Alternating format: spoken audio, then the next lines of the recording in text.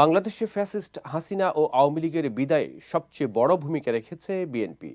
গণতন্ত্র ও ভোটের অধিকার প্রতিষ্ঠা এবং জুলাই গণ অভ্যুত্থান স্মরণে আলোচনা সভায় বক্তারা এইসব কথা বলেন। নিউ ইয়র্ক সিটির একটি পার্টি হলে এই অনুষ্ঠানের আয়োজন করা হয়। যুক্তরাষ্ট্র জাসাস এই অনুষ্ঠানের আয়োজন করে। বিস্তারিত থাকছে রিপোর্টে।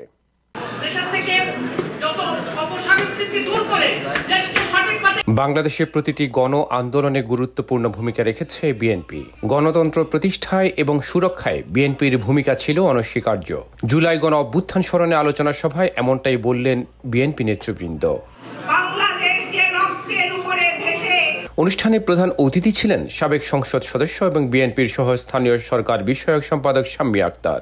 প্রধান অতিথির বক্তৃতায় তিনি জামায়াত ইসলামী এবং এনসিপির সমালোচনা করেন। এ সময় তিনি বিএনপির চেয়ারপারসন খালেদা জিয়া ও ভারপ্রাপ্ত চেয়ারম্যান তারেক রহমানের গঠনমূলক কর্মকাণ্ড তুলে ধরেন। সকল দেশে দেশে আছে, কাজে তারেক রহমানকে নিয়ে যদি ষড়যন্ত্র করা হয় আর যদি একটা বাজে কথা বলা হয়, অনুষ্ঠানে গেস্ট অব অনার ছিলেন বিএনপি নির্বাহী কমিটির অন্যতম সদস্য এবং যুক্তরাষ্ট্র বিএনপির সাবেক সভাপতি আব্দুল লতিফ সম্রাট। তিনি প্রবাসীদের ভোটের অধিকার ও রাজনীতি করার অধিকার প্রতিষ্ঠার দাবি জানান। তারা চিন্তায় পড়ে যায় দেশ চালাবে কি করে। আমাদের অবদান আপনারা ছোট করে দেখেন, লজ্জা করা উচিত যারা এই ধরনের করে। আমি জানি তারেক রহমান আমাদের নেতা সার্কুলার দিয়েছে যে প্রবাসে যারা বহুদিন রাজনীতি করে তারা যদি দেশে যে এলাকায় রাজনীতি করতে চায় এবং তাদের প্রতি যদি স্থানীয় নেতৃবৃন্দ কোনো বিবাদসুলভ আচরণ করে তাদের বিরুদ্ধে শাস্তিমূলক ব্যবস্থা নেওয়া হবে। সভায় প্রধান বক্তা ছিলেন বিএনপি নির্বাহী কমিটির অন্যতম সদস্য এবং যুক্তরাষ্ট্রে মূলধারা রাজনীতিবিদ জেবিবিএ প্রেসিডেন্ট গিয়াস আহমেদ। সম্প্রতি কিছু বৈষম্য বিরোধী ছাত্র নেতা সহ জামায়াত ইসলামীর রাজনৈতিক ভূমিকা নিয়ে প্রশ্ন তুলেন তিনি। এই এনসিপি জামাত এখন একটা ভালো পজিশনে আছে। বিএনপিকে তারা ক্ষমতায় যখন দেখছে যে বিএনপি আগামী নির্বাচনে ক্ষমতায় আসবে, এখন নির্বাচনে তারা যাচ্ছে না। এইভাবে আওয়ামী লীগ এই ফ্যাসিবাদী সরকার, এই ফ্যাসিবাদীও 15 বছর নির্বাচন দেয় নাই, কারণ যারা নির্বাচন দিলে বিএনপি ক্ষমতায় আসবে, নির্বাচন দিলে 250 আসন বিএনপি পাবে। এই কারণে তারা গণতন্ত্র হত্যা করেছে, স্বাধীনতার চেতনা মূলমন্ত্র হত্যা করেছে।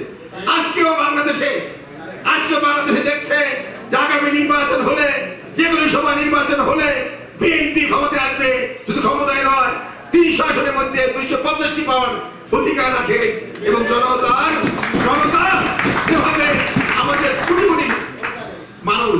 বিশ্বজুড়ে বিএনপির আন্দোলন সংগ্রামের কথা তুলে ধরেন কেন্দ্রীয় বিএনপির সদস্য এবং কানাডা বিএনপির সাবেক সভাপতি ফয়সাল চৌধুরী। নেতৃবৃন্দ যখন পলায়ন করেছিল, এদেশের মানুষের উপর যখন স্টিম রুলার করেছিল, হাজার হাজার লক্ষ মানুষকে যখন নির্দ্বিধার ঢাকা, চট্টগ্রাম, সিলেটের রাজপথে হত্যা করা হচ্ছিল, সেই সময় কোন রাজনৈতিক নেতৃবৃন্দ দাঁড়ায় নাই।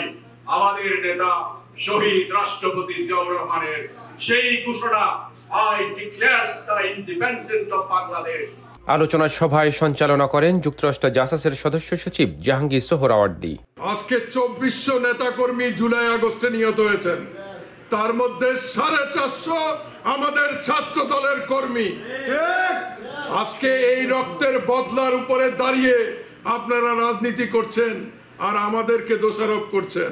এতে অন্যদের মধ্যে বক্তব্য রাখেন যুক্তরাষ্ট্র বিএনপির সাবেক সাধারণ সম্পাদক কামাল পাশা বাবুল, যুক্তরাষ্ট্র বিএনপির সাবেক সাংগঠনিক সম্পাদক মোশাররফ সবুজ। শহীদ রাষ্ট্রপতি জিয়াউর রহমানের ছবির উপরে আমাদের অফিস ভেঙেছেন, তাদের উদ্দেশ্যে আমরা বলতে চাচ্ছি, বিএনপি লোকেরা যদি হাঁটে যায়, তোমরা পায়ের তলা পড়বে না, এটাও দেখতে পারবে না।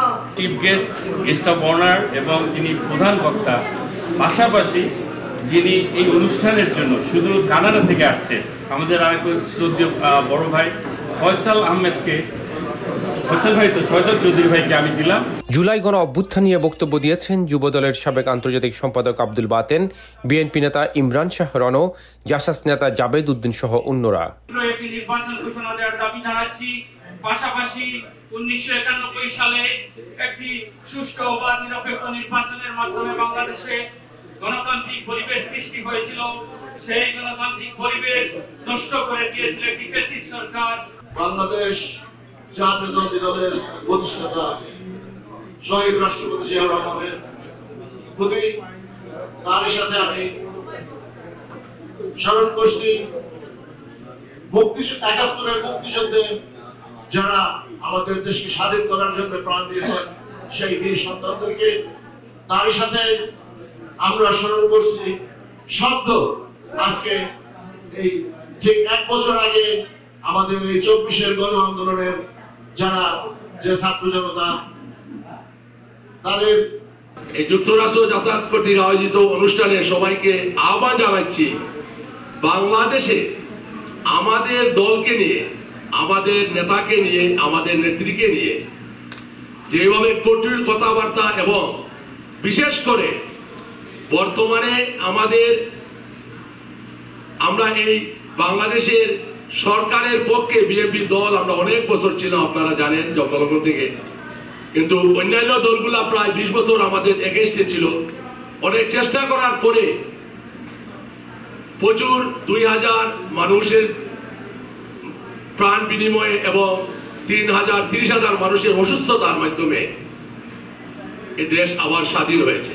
অনুষ্ঠানে নিউ ইয়র্ক স্টেট বিএনপি সাবেক যুগ্ম আহ্বায়ক দেওয়ান কাউসার, বিএনপি নেতা মনির হোসেন সহ অন্যরা উপস্থিত ছিলেন।